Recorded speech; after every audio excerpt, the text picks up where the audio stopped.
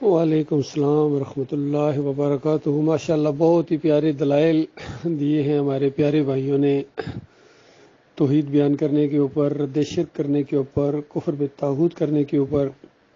اللہ تعالیٰ ان کی کوششوں کو قبول فرمائے، اور مالک بہت خوش ہوتا ہے، یقین کیجئے، کیونکہ اس کائنات کی حسین ترین بات جو ہے، اللہ کو محبوب ترین بات، جو سب سے زیادہ اس کائنات میں اللہ کو جو پیاری بات ہے، وہ اللہ کی تعریف، اللہ کی توحید بیان کرنا ہے۔ اور سب سے زیادہ جس پر اللہ کا غضب نازل ہوتا ہے، لعنت برستی ہے اس چیز کے اوپر، وہ شرک ہے۔ تو ہمارے پیارے بھائیوں نے بہت ہی پیارے دلائل دیے ہیں، اور جو معراج الدین صاحب نے تبصرہ جس اینگل سے کیا ہے، اس حوالے سے میں کچھ مزید باتیں بیان کروں گا، کیونکہ یہ حیرانگی ہوتی ہے کہ یہ کیوں اتنی بڑی جماعت، اتنی زبردست توحید کے اوپر قائم ہونے والی جماعت پھر شرک کرنا شروع ہو جائے۔ چلو کسی اور برائی کے اندر ہو جاتی تو وہ بات سمجھ میں آتی ہے، لیکن شرک کرے گی جو شرک کی دشمن جماعت تھی۔ تو اس میں کچھ وجوہات ہیں جو میں نے بڑے قریب سے دیکھی ہیں، اور جو بھائی دور ہیں شاید وہ اس چیز کو اتنا زیادہ محسوس نہ کر سکے۔ بہرحال یہ اعتماد کی بات ہوتی ہے، کون ہمارے اوپر اعتماد کرتا ہے اور کون نہیں کرتا ہے۔ دیکھیے، حنیف صاحب کے اندر ایک جرثیم جو بہت یعنی ہر آدمی نہیں اس کو دیکھ سکتا تھا، وہ یہ تھا کہ میں یعنی ڈاکٹر عثمانی رحمۃ اللہ علیہ سے بڑا عالم دین ہوں، یعنی یہ ان کا بڑا مزاج تھا، اور اس کا اظہار وہ نہیں کر سکتے تھے عام لوگوں کے سامنے۔ تو یعنی اس طریقے سے انہوں نے وقتاً فوقتاً جہاں بھی ان کو موقع ملتا تھا یہ اس کا اشارہ کرتے تھے۔ مثال کے طور پر کہ ڈاکٹر صاحب تو بھائی صرف دائی تھے، انہوں نے دعوت دی ہے، باقی جو لوگ اکٹھے ہوئے ہیں، جو جماعت بنائی ہے آگے، وہ کہتے تھے میں نے بنائی ہے۔ ڈاکٹر صاحب کے دور میں جماعت یعنی اس طریقے سے نہیں تھی، بلکہ وہ ایک دعوت تھی، دعوتی دور تھا، اور لوگوں کو دعوت دی جا رہی تھی، اور جو لوگوں کو منظم میں نے کیا ہے، تو وہ یہ حنیف صاحب کا ذہن یہ تھا کہ میں نے کیا ہے۔ حالانکہ بالکل جھوٹی بات ہے، ڈاکٹر عثمانی رحمۃ اللہ علیہ نے دعوت اٹھائی، لوگ اکٹھے ہو گئے تھے، ایک جماعت کی حیثیت اختیار کر لی تھی اس سسٹم نے۔ تو بہرحال ایک بہت بڑی آزمائش ہونی تھی اس جماعت کی۔ ظاہری بات ہے، انہوں نے دعویٰ کیا تھا ایمان کا، توحید کا دعویٰ کیا، رد شرک کیا، اور پوری زمین کے اوپر سب انسانوں کے ایمان کے اوپر انہوں نے انگلی اٹھائی تھی، تو کیا ان کی آزمائش نہیں ہونی تھی؟ اللہ کی وہ بات کیا پوری نہیں ہونی تھی کہ کیا تم نے یہ گمان کیا ہے کہ اتنا کہنے کے اوپر کہ میں اللہ پر ایمان لایا، تمہیں چھوڑ دیا جائے گا اور تمہاری آزمائش نہیں کی جائے گی کہ اپنے دعویٰ ایمان میں جھوٹے ہو یا سچے ہو؟ حالانکہ تم سے پہلے کوئی انسان، کوئی قوم ایسی نہیں گزری ہے جس کو اللہ نے آزمایا نہ ہو کہ وہ جھوٹا یا سچا ہے۔ اللہ کو تو پتہ ہے، اللہ تعالیٰ دنیا والوں کو دکھا دے گا، اور خود اس کو بھی دکھا دے گا کہ تم اپنے دعویٰ ایمان میں جھوٹے تھے۔ تو یہ آزمائش آنی ہے، اب کچھ جنگوں کا دور تو تھا نہیں، تو یہ ایک نظریاتی آزمائش ہوئی ہے، چونکہ نظریاتی دعوت تھی، نظریاتی آزمائش ہوئی ہے، تو اس میں اکثریت دیر ہو گئی، بالکل اس طرح جس طرح وہ بنی اسرائیل کے اندر ایک جماعت تھی جس کو کہا گیا تھا کہ دیکھو نہر سے گزرنا ہے اور پانی نہیں پینا ہے، اور طالوت علیہ السلام نے کہا کہ جو اس میں سے پانی پیے گا وہ میرا ساتھی نہیں ہے، اور چلو بھر کے پی لے وہ ایک علیحدہ بات ہے، لیکن پیٹ بھر کے پانی نہیں پینا ہے۔ تو مالک فرماتا ہے سب نے پیٹ بھر لیے سوائے ایک دو کے، چند کا، باقی سب ڈیر ہو گئے، اور آگے جا کے کہنے لگے کہ اب ہمارے اندر جو ہے وہ جالوت سے اور اس کے لشکروں سے لڑنے کی ہمت نہیں۔ ظاہر بات ہے، نافرمان قسم کے لوگ جن کے اندر ایمان خالص نہیں ہوتا وہ نہیں جنگ کر سکتے ہیں،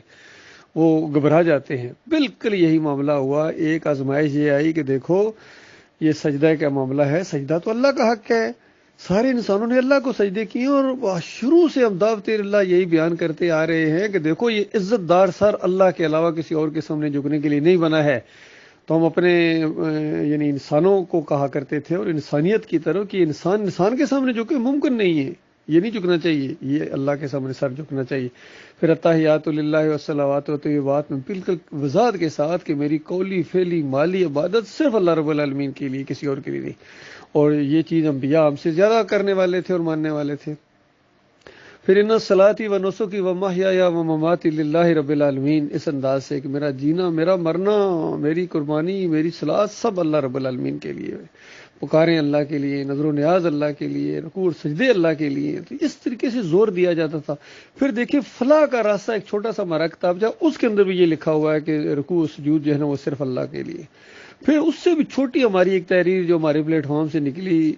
نکل رہی ہے، جنتیوں کا بنیادی عقیدہ آدھے صفحے کی وہ تحریر ہے، اس میں 2 حصے کیے گئے ہیں، ایک لا الہ الا اللہ اور پھر دوسرا محمد رسول اللہ۔ دونوں حصوں کی علیحدہ تشریح کی گئی ہے، اور لا الہ الا اللہ کی تشریح میں یہ باقاعدہ لکھا ہوا ہے ابھی تک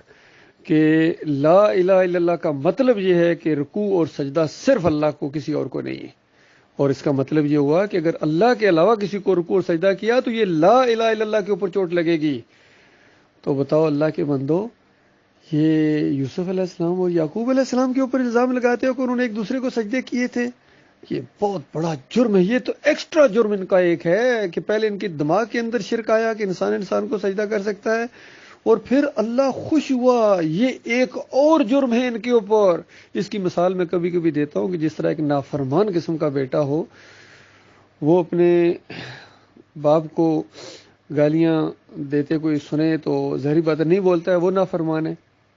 اس سے بڑا نافرمان وہ ہے جو خود گالیاں دے، اور اس سے بھی بڑا نافرمان وہ ہے جو لوگوں کو بتائے کہ جب میں والد صاحب کو گالیاں دوں تو بڑے خوش ہوتے ہیں۔ تو یہ انتہا ہے، اس نے اپنے باپ کی جو توہین کی ہے۔ تو کیونکہ گالیوں کے اوپر کوئی خوش نہیں ہوتا، کوئی بے غیرت ہی خوش ہو سکتا ہے، لیکن ایک نیک آدمی کبھی نہیں خوش ہو سکتا ہے۔ تو اللہ جو غیرت کا رب ہے وہ اس طریقے سے خوش ہوا، اندازہ لگائیے کہ تم نے کسی اور کو سجدہ ثابت کیا اور اللہ خوش ہوا اس کے اوپر۔ اور پھر کہتے ہیں زیادہ ان کے پاس جو دلیل ہے وہ یہ کہ بھائی جب اللہ کا حکم آ گیا، بھائی اللہ کا حکم ہوتا ہم تم سے زیادہ مانتے۔ یہ بالکل اسی طرح کی بات ہے۔ نبی علیہ السلام کو کہا گیا کہ ان کو کہو کہ اگر اللہ کا کوئی بیٹا ہوتا نا تو میں سب سے پہلے اس کی عبادت کرتا، وہ بھی عبادت کے لائق ہوتا۔ پھر ظاہری بات ہے جب نہیں ہے بیٹا، یہ نفی کے لیے یہ انداز اختیار ہوتا ہے۔ اور کبھی اس انداز سے کہ غور کرو مشرکو، اگر یہ کتاب اللہ ہی کی طرف سے ہوئی، یعنی کوئی شک نہیں تھا نبی علیہ السلام کو نہ صحابہ کرام کو، بلکہ اللہ تعالیٰ نے یہ انداز اختیار کیا ہے دعوت دینے کا۔ مالک نے کہا کہ ذرا اس اینگل سے ذرا ان کو جھنجھوڑو کہ اگر یہ سب کچھ اللہ ہی کی طرف سے ہوا اور تم چونکہ اس کا راستہ روک رہے ہو، اس کا انکار کر رہے ہو، تم آگے سے نفرتیں کر رہے ہو، اس کے لیے تم ماننے کے لیے تیار نہیں ہو، اس کا مذاق اڑاتے ہو، تو بتاؤ پھر تمہارا کیا بنے گا، یہ ذرا سوچ لو۔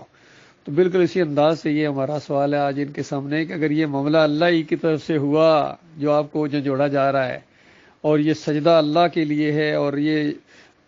تم نے جو الزام لگایا ہے یعقوب علیہ السلام کے اوپر تم اپنے موقف میں باطل ٹھہرے، تو بتاؤ پھر تمہارا کیا بنے گا، بتاؤ پھر تمہارا کیا بنے گا۔ وہاں سے واپسی تو نہیں ہے۔ تو یہ دنیا میں جو کچھ مارے بھی کھائی، تکلیفیں بھی اٹھائی، محنتیں بھی کی، جب یہ ساری منہ کے اوپر ماری جائے گی، اور سارے انبیاء اس وقت تمہارے اوپر جب لعنت کر رہے ہوں گے، سارے فرشتے تمہارے اوپر لعنت کر رہے ہوں گے، اور سب سے زیادہ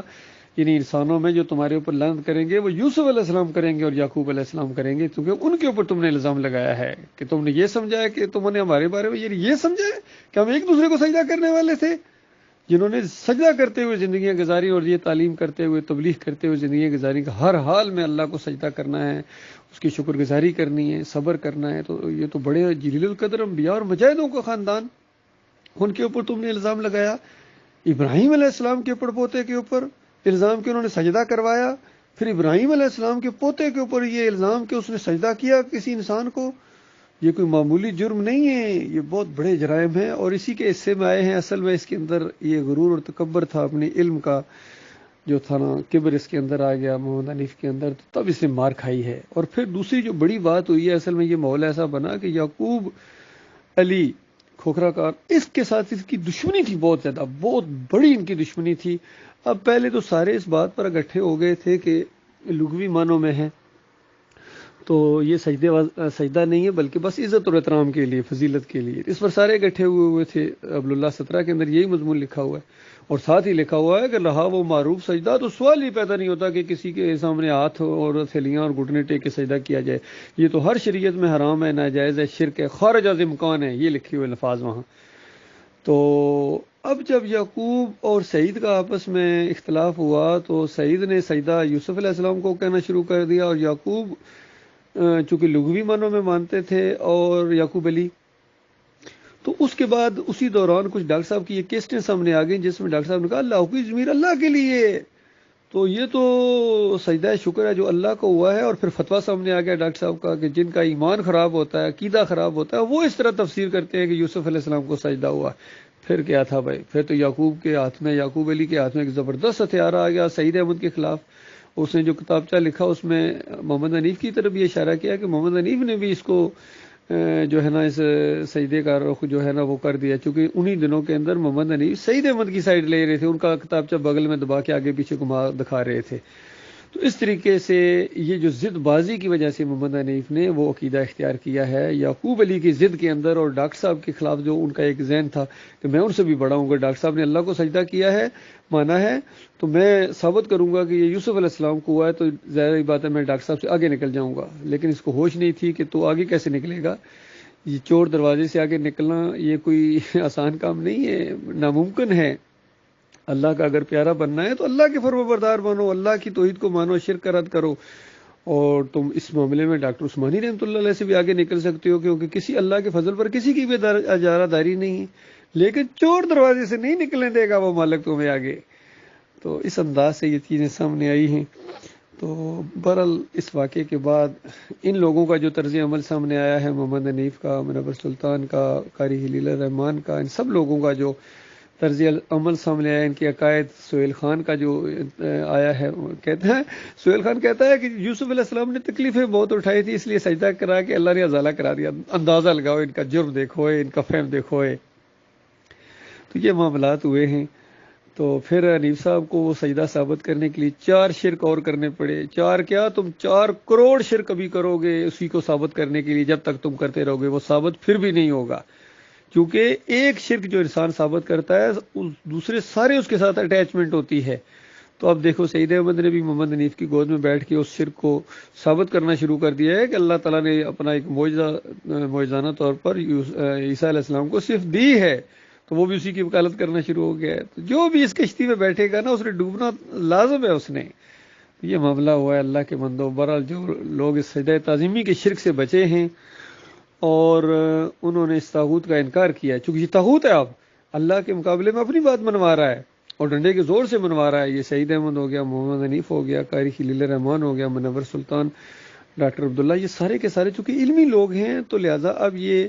طاغوت کے پرستار بھی ہیں اور طاغوت کی شکل اختیار کرتے جا رہے ہیں۔ محمد حنیف تو پوری طرح طاغوت وہ بن چکے ہیں، سعید احمد طاغوت بن چکا ہے، لیکن باقی سارے اس کے پیچھے چل رہے ہیں۔ اور میں پورے یقین سے کہتا ہوں آج اگر محمد حنیف کہنا شروع ہو جائیں گے یہ سجدہ اللہ کو، یہ سارے مان جائیں گے، اس لیے ان سب کا گناہ محمد حنیف کے اوپر جائے گا۔ تو یہ معاملہ ہے۔ ہاں سعید احمد شاید نہ مانے، چونکہ سعید احمد ایک بذات خود ایک طاغوت ہے،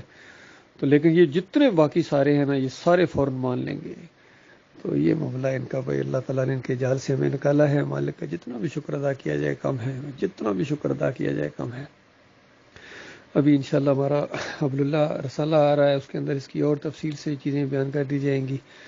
اور سجدہ تعظیمی کا شرک بھی اس کے اندر جتنا ہے اس میں مضمون آ جائے گا،